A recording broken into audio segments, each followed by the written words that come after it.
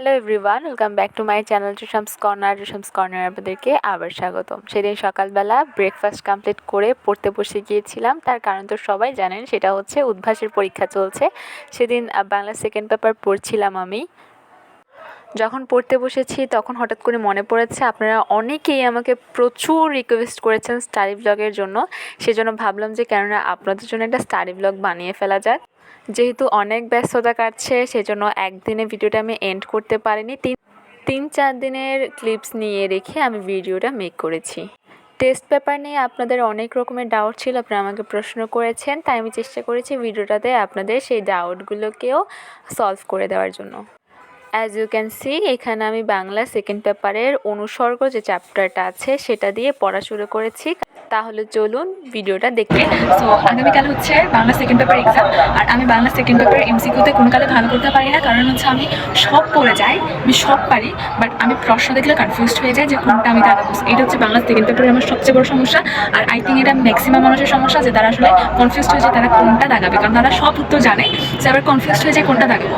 So ওই সমস্যাটা আমারও আছে, যার কারণে আমি হচ্ছে সকাল থেকে আসলে আমি পড়ার স্পেস পাচ্ছিলাম না সকালবেলা থেকে। সো আমি হচ্ছে ভাবলাম যে তাহলে আমি রাতের থেকে পড়া শুরু করবো। দেন আমার অবচেতন মনে পড়ছে যে রাতের বেলা যদি আমি পড়া শুরু করি, হিউজ মানে 30টার মতো পরিচ্ছেদ দিছে, 30টার মতো পরিচ্ছেদ। সো ওই হিউজ আমি জাস্ট চোখগুলাই দেখে গেলে আমি জীবনেও পারবো না, কারণ আমি ভালো মতো মুখস্থ করেই পারি না, শুধুমাত্র চোখ বুলাই গেলে তো পারা অসম্ভব। সেজন্য আমি সব কিছু সাইডে রেখে সকালবেলা হচ্ছে আজকে আমি একটু লেট করে উঠছি ঘুম থেকে। আমি একটু লেট করে উঠি, বাট আমার জন্য তাড়াতাড়ি হচ্ছে আমি 10টা বাজে উঠি, বাট আজকে আমি 10:30 বাজে উঠছি, মানে আমি 30 মিনিট লেটে উঠছি। তার কারণ হচ্ছে রাতে আমার ঘুমটা আসতে একটু বেশি দিক হয়েছে, আর হচ্ছে শীতকাল, সেজন্য উঠতে ইচ্ছে করে না, ওই জন্য আমার একটু লেট হয়েছে উঠে আমি হচ্ছে ফ্রেশন আপ হয়ে মোটামুটি 11:30 আগে পড়তে বসে গেছিলাম। তার হচ্ছে আমার ডাইনিং টেবিলে পড়তে বসেছিলাম, যেহেতু বললাম যে আমি স্পেস পাচ্ছিলাম না পড়ার।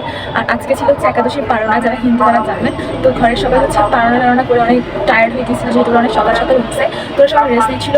সেজন্য আমি হচ্ছে যে ডাইনিং টেবিলে পড়ালেখা করছি, আপনারা তো দেখছেনই। আমি হচ্ছে যে 1 ঘন্টার মতো লাগছে আমার 5টা পরিচ্ছেদ শেষ করতে। আমি 5টা পরিচ্ছেদ আমি ফার্স্টে রিডিং পড়ছি, উদাহরণ পড়ছি, দেন হচ্ছে আমি বোর্ড কোয়েশ্চেন পড়ছি, তারপর হচ্ছে আমি টেস্ট পেপারের কোয়েশ্চেন পড়ছি। আর আমি সবগুলো পড়ছি হচ্ছে উদ্ভাসের বাংলা সেকেন্ড পেপারে যে প্রশ্ন ব্যাংক আছে সেখান থেকে। উদ্ভাসের প্রশ্ন ব্যাংকগুলো মনে হচ্ছে যে থাকে না যে গো টু রিভিশন, এরকম একটা অবস্থা, মানে একটা সামারি করা থাকে, তো টেস্ট পেপার, তারপর হচ্ছে বইয়ের উদাহরণগুলো, তারপর হচ্ছে বোর্ড কোয়েশ্চেনের একটা সামারি থাকে। তো আমার মনে হয় যে একটা গো টু রিভিশনের জন্য ভালো। আর আমার কাছে যেহেতু বাংলা সেকেন্ড পেপারের সেভাবে কোনো বই নাই, সেজন্য আমি হচ্ছে উদ্ভাসের যে প্রশ্ন ব্যাংক সেটাই পড়ছি। আর আমি বাংলা সেকেন্ড পেপারের জন্য কোনো টেস্ট পেপারও কিনিনি। ব্লগে আপনাদের সাথে আমি শেয়ার করেছিলাম যে আমি হচ্ছে যে biology, chemistry, English first paper second পেপারের জন্য, আর হচ্ছে যে জেনারেল ম্যাথ, হায়ার ম্যাথের জন্য টেস্ট পেপার কিনেছি। ফিজিক্সের জন্য আমি হচ্ছে সাপ্লিমেন্ট কিনেছি। আর কোনো সাবজেক্টের জন্য আমি এখনো পর্যন্ত টেস্ট পেপার কিনিনি। তো সেই ভিডিওটাতে কমেন্ট করেছিল একজন, আমার নামটা ঠিক মনে পড়ছে না, তো তিনি কমেন্ট করেছেন যে আমি বাংলা টেস্ট পেপার কিনেছি নাকি, বাংলা টেস্ট পেপার কেনার প্রয়োজন আছে নাকি।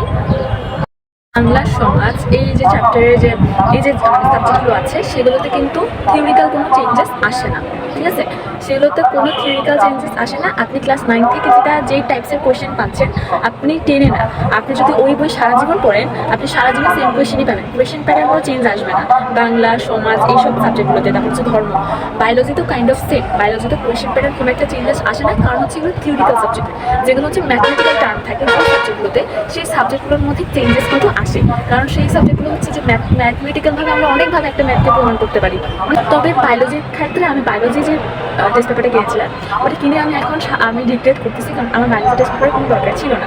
আমি হচ্ছে স্কুলে বায়োলজির বায়োলজি টেস্ট পেপার সবাই কিনেছে দেখে আমি কিনেছিলাম, বাট পরে মাথা ঘাটে দেখলাম যে বায়োলজি টেস্ট পেপারের সেভাবে কোনো প্রয়োজন নাই।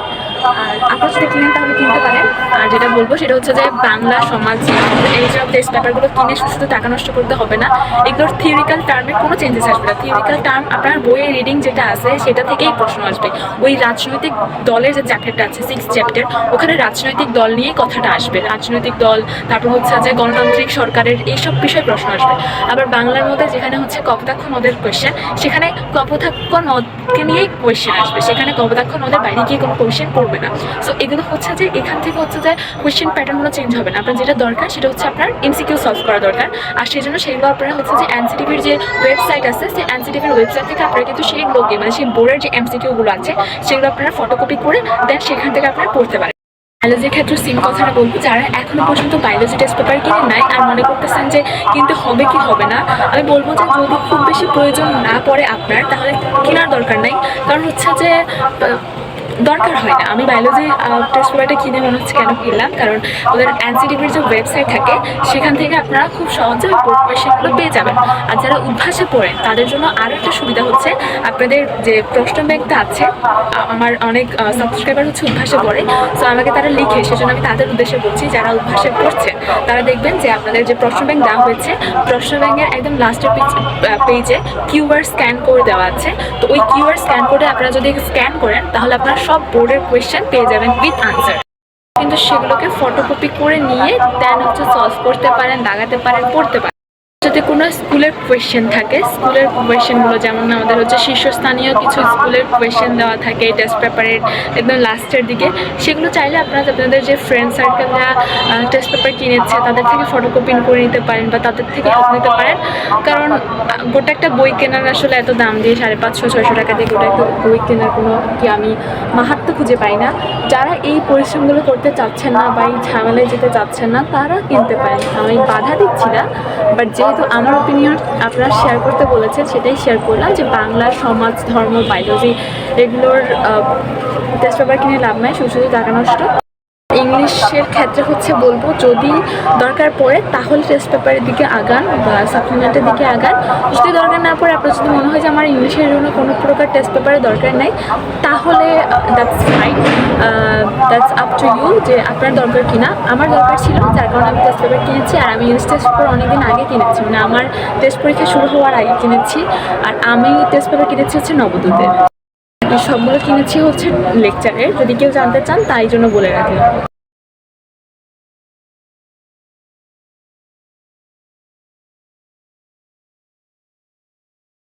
এটা হচ্ছে নেক্সট ডে।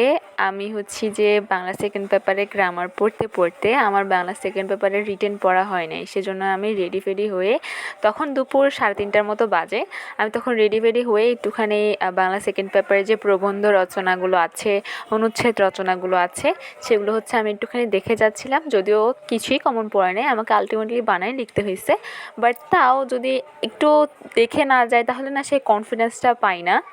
আর আমি সবসময় কোনো এক্সাম দিতে যাওয়ার সময় আমি যে রিভিশন দিই যাওয়ার আগে, সেটা আমি সবসময় রেডি হয়েই রিভিশন দিই, কারণ আমার মনে হয় না হলে আমার বের হতে লেট হয়ে যাবে বা রেডি হতে লেট হয়ে যাবে, আর আমার লেট হয়ও।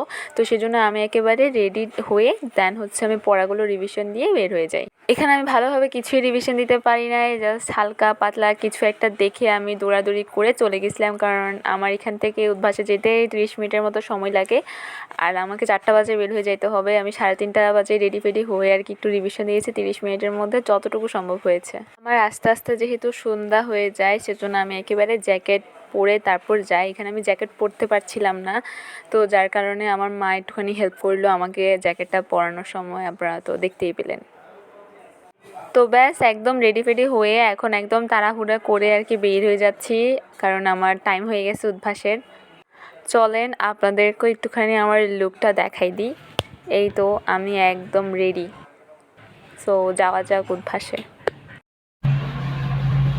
সো হ্যালো এভরিওয়ান, আমি হচ্ছি যে সেই বিকেলবেলা মনে হয় ভিডিও শ্যুট করেছিলাম 3:30-4টার দিকে।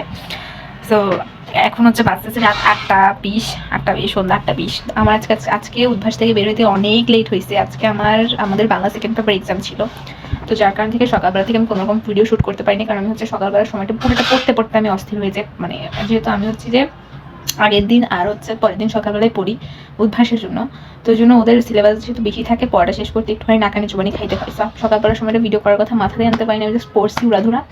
অ্যান্ড যাওয়ার সময় আমি একটু ভিডিও শ্যুট করেছিলাম। আজকে আমার বেরোতে অনেক লেট হয়েছে, কারণ 6:15 পর্যন্ত এক্সাম ছিল। অন্যদিন যেদিন সিকিউ থাকে আর সামথিং, সেদিন আমি 6টা বাজে বের হয়ে যাই, কারণ আমি মোটামুটি 6টার মধ্যে লেখা শেষ করি, কারণ না হলে আমার আসতে প্রচুর লেট হয়। তো এই সময় বললাম যে আমার মামাদের এখন মানে অসুস্থ চলতেছে, তো পুজোটা আনন্দ দিতে হয়, পুজো যাবতীয় সব কাজ করতে হয়, সো হিউজ একটা লেট হয়। আর আমার টিউটারও আসে, তো সব কিছু মিলে আমি পুরো ঘেটে খাওয়া হয়ে যায়। তো জন্য আমি 6টা বাজে বের হয়ে যাই। আমার মানে biology exam, physics exam, chemistry সব প্রথম 6টা বাজে বের হয়ে গেছি। বাট আজকে যেহেতু রচনা লিখতে হইতো, আর রচনা হচ্ছে আমার ফেভারে পড়ে নাই। আমি আসতে হচ্ছে যে বিশ্বকোষ, যেটা আমি বাপের জন্মে পড়ি নাই, তারপর বাংলাদেশের মুক্তিযুদ্ধ, যেটা আমি দেখেই যাইনি কারণ আমি ভাবছি আসবে না। আর আসতে হচ্ছে যে কৃষি উদ্যোক্তা, যেটা আমি বাপের জন্ম দেখি না কিছু জিনিস। তো আমি যেগুলো পড়ে গেছি সেগুলোর মধ্যে থেকে আসে নাই, যেহেতু আমার এখানে ভেবেচিন্তে লিখতে হচ্ছিল বাংলাদেশের মুক্তিযুদ্ধের কাহিনী, ইতিহাসগুলা, সালগুলা, টপিকগুলো। যদিও একটা টপিক আমি মনে হয় মুজিবনগর সরকারের জায়গায় আমি হচ্ছে যুক্তফ্রন্ট লিখে আসছি। সো হচ্ছে আরেকটা ভুল। সো ইয়াস, আমার রিটেনের নাম্বার একদম গ্যাস আমি বুঝতে পারছি। তো তারপরে আরও কাজ ছিল উদ্ভাসে, এগুলো শেষ করে আস্তে আস্তে আমার 6:30 বাজছে, আমার 6:15 পরীক্ষা শেষ হয়েছে। তারপর 6:30 বাচ্চাগুলো কমপ্লিট করে বের হলাম। তারপর রাস্তায় মোটামুটি ভালোই গাড়ি ছিল। আমার বাসায় ঢুকতে পারছে 7টা, দেন 7টা বাজে আমি ঢুকি। আমার পুরো পিঠ পুরো শেষ, মানে পিঠ, তারপর শোল্ডার, আমার এত পেন হচ্ছে, আমার এত ক্ষুধা লাগছে কি বলবো। তারপরে আমি আবার ফ্রেশন আপ হয়ে পুজোতে ঢুকলাম, পুজো যাবতীয় যা কাজ ছিল সব কমপ্লিট করে দেন হচ্ছে জাস্ট শুয়ে গেলাম। আমি ড্রেসও পাল্টাই নাই, মানে আমি অভ্যাস থেকে যে ড্রেস পরে আসলাম সেটা তো চেঞ্জ করে পুজো দিতে গেলাম, পুজো দেওয়ার জন্য আলাদা একটা ড্রেস পরেছি, ওটাও পাল্টে নেই। মানে আমার সাবারের ড্রেস পরে আছে, আমি এই ড্রেসেই খাওয়া দাওয়া করে ফেলছি। তো আমার মা আসার সময়, মানে আমার বের হতে লেট হচ্ছিল, তো আমার মা নাস্তা কিনে রাখছিল যেটা আমি দেখাইছি। তো ওইটা হচ্ছে যে আমার যে যেন বলে ওইটাই খাইলাম। আর বাসায় হচ্ছে নুডলস রান্না করছে, সো ওইটাও দিছে, ওইটাও খাইছি কারণ আমার প্রচুর খিদা লাগছে। এখন 8টা 8:30 মতো বাজে, আমি এখন জীবনে উঠবো না, এখন আমি মরে গেলে উঠবো না, আমি আরো পরে উঠবো, কারণ আমার আমি জাস্ট বসতে পারতেছি না উঠে, আমার পুরো মনে হচ্ছে প্যারালাইজড হয়ে গেছে পিছনের পিঠটা। আমি আরো পরে উঠবো, এখন আমি হচ্ছে রেস্ট দিব, কালকে আমার এক্সাম নেই। এখন আমি হচ্ছে চা খাবো, আমার মামি আমাকে চা দিয়ে গেছে। চা হচ্ছে আমার এনার্জি ড্রিঙ্ক, আমি চা না খাই একটা দিনও কাটাতে পারি না ভাই, আমার মাথা ব্যথা করে। আমার মনে হচ্ছে আমার কি একটা খাইনি, মানে নেশা আমার চাটা একটা। এই নেশাটা আমি আমার মা থেকে পাইছি। আমার মাও নেক্সট লেভেলের চা খোর, আমার মা রাত 12টা 1টা বাজে চা খাই। সো ইয়েস, পড়ালেখা কমপ্লিট করে শাওয়ার নিয়ে একেবারে ফ্রেশন আপ হয়ে ক্যামেরার সামনে চলে আসছি। জানি না আবার পড়তে বসবো নাকি, যদি পড়তে না বসি তাহলে একেবারে সন্ধ্যায় বসবো, বাট ভিডিওটা এখানে এন্ড করে দিব। আজকে হচ্ছে 29শে ডিসেম্বর। ভিডিওটা এডিট করে আমার আপলোড দিতে দিতে 1-2 দিন তো সময় লাগবেই, আর তখন 2025 সাল চলে আসবে। সো অফিসিয়ালি এটা হচ্ছে 2024 সালে আমার লাস্ট স্টাডি ব্লগ আপলোড দেওয়া। আমি কখনো ভাবতেও পারি নাই যে আমি ইউটিউবে এত বেশি অ্যাক্টিভ হতে পারবো, যে আমি সপ্তাহে 2টা করে ভিডিও আপলোড দিব, আর প্রত্যেক সপ্তাহে আমি ভিডিও আপলোড দিতে পারবো। বাট ফাইনালি যেটা সবচেয়ে বড় রেজলিউশন আমার সবগুলো বছর থাকে, যে আমি হচ্ছে যে আমার ইউটিউব চ্যানেলে আমি অ্যাক্টিভ হবো। তো 2024 সালের শেষে গিয়ে কীভাবে কেমনে জানি আমি ইউটিউবে ভালোই অ্যাক্টিভ থাকতে পারছি। তো 2025 সালে আমি আরও বেশি অ্যাক্টিভ থাকার চেষ্টা করবো। 2025 সালকে নিয়ে আমার অনেক প্ল্যান। আমি জানি না যে 2025 সালে আমার সাথে কী হতে যাচ্ছে, কারণ আমি যখন 2023 সাল শুরু করছিলাম তখন আমি অনেক ভালো অনেক প্ল্যান নিয়ে 2023 সালটা শুরু করছি, বাট 23 সালের শেষে গিয়ে আমি সেরকম কিছু পাইনি। 2024 সালে আমি অনেক প্ল্যান নিয়ে শুরু করছিলাম বলবো না, বাট অনেক থাকে না যে ঠিক আছে যা হবে দেখা যাবে, এরকম একটা টাইপসে নিয়ে শুরু করছিলাম। 2024 সাল ভালোই কাটছে, টু বি ভেরি অনেস্ট। 24 সাল ভালোই কাটছে আমার। আমি নিজেকে আবার নতুনভাবে আর কি চিনতে পারছি, নিজেকে নতুনভাবে রিয়েলাইজ করতে পারছি। 2024 সালে যে বাউন্ডারিগুলো 2023 সালে আমি আমাকে দিছিলাম, বা 2023 সালের আগে আমি আমাকে দিছিলাম যে এই কাজগুলো আমাকে দিয়ে কখনো হবে না, আমি কখনো করতে পারবো না, 2024 সালে সেই কাজগুলো আমি নিজের সাথে করে দেখাইছি। আর আমি অনেক বেশি প্রাউড সেজন্য যে আমি করতে পারছি। কোনো একটা সেপারেট ব্লগে আপনাদের সাথে শেয়ার করবো, হয়তো বা 2025 সালের কোনো একটা দিন আপনাদের সাথে শেয়ার করবো 2023 সালে কী এমন বাউন্ডারি দিয়েছিলাম যেটা 24 সালে আমি করে দেখাতে পারছি। সো যাই হোক, 2025 সালে এসএসসি পরীক্ষা, যেটা সবচেয়ে বড় হচ্ছে খাতারনাক জিনিস হয়ে যাচ্ছে, জানি মনে হয় যে 2025 সালটা অনেক লাইফ চেঞ্জিং একটা বছর হবে। 25 সাল এপ্রিল মাসে এসএসসি দেওয়ার পরে নতুন একটা লাইফ, কলেজ লাইফের শুরু, নতুন একটা পরিবেশ, নতুন মানুষজন, খাপ খাওয়ানোর ব্যাপার স্যাপার, অনেক কিছু না এই 2025 সালকে ঘিরে আছে। তো আমি অনেক বেশি আশাবাদী 2025 সালটার জন্য, যে অ্যাটলিস্ট ভালো যাক। আমি চাই যে 2024 সালটা যেমন গেছে 25 সালটা একটু ভালো যাক, 25 সালে তো সব কিছু ম্যানেজ করে, হ্যাঁ সব কিছু ব্যালেন্স করে উঠতে পারি। আমার একটাই রেজলিউশন 2025 সালের জন্য আছে, যাতে আমি আরও বেশি ধৈর্য ধরতে পারি অ্যান্ড আরও বেশি ব্যালেন্স করতে পারি সব কিছু। আপনাদের কি রেজলিউশন আপনারা 2025 সালের জন্য রাখছেন আমাকে কিন্তু কমেন্ট সেকশনে জানাতে ভুলবেন না। আর অফিসিয়ালি এটা হচ্ছে 2024 সালের জন্য শেষ ভিডিও, শেষ স্টাডি ব্লগ। 2025 সালে আবার নতুনভাবে নতুন রূপে দেখা হবে আপনাদের সাথে। সো আজকের মতো এইটুকু, ভিডিওটা এখানেই শেষ করে দিচ্ছি। ভিডিওটা যদি আপনাদের ভালো লেগে থাকে ভিডিওতে প্লিজ একটা লাইক করতে ভুলবেন না, কমেন্ট করতে ভুলবেন না, সাবস্ক্রাইব করতে ভুলবেন না আমার চ্যানেল টিশামস কর্নার।